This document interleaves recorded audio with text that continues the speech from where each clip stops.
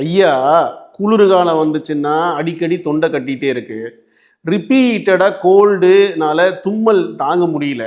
கெண்டைக்கால் சதை பிடிக்குது, கணுக்கால் பிடிக்குது, இடுப்பு பிடிக்குது, ஷோல்டர் பிடிக்குது, எந்திரிக்க முடியல, வயிறு இறுக்கி புழிஞ்சு வலிக்குது. என்னன்னே ஒன்றும் புரியல. சரி, இப்போதான் குளிர்காலத்தில் தான் இப்படி இருக்குது அப்படின்னா, வெயில் காலம் வந்துச்சு அப்படின்னா, வெயில் காலத்தில் பொறி பொறியாக வந்துடுது. கப கப கபன்னு ஃபேனை தேடி ஏசியை தேடி ஓடுது. வெக்க தாங்க முடியல, தொண்டையில் ஒரே எரிச்சலாக இருக்குது, கண்ணு எரியுது, காலெல்லாம் திக்கு திக்கு திக்குதுன்னு எரியுது.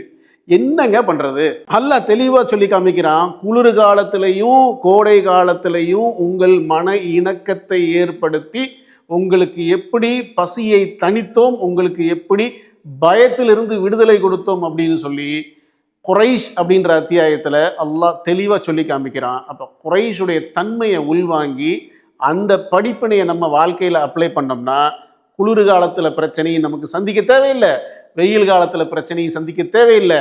நம்மளுடைய பயணம் குளிர் காலத்திலையும் வெயில் காலத்திலையும் ரொம்ப சுமூகமாகும் இன்ஷா அல்லாஹ்.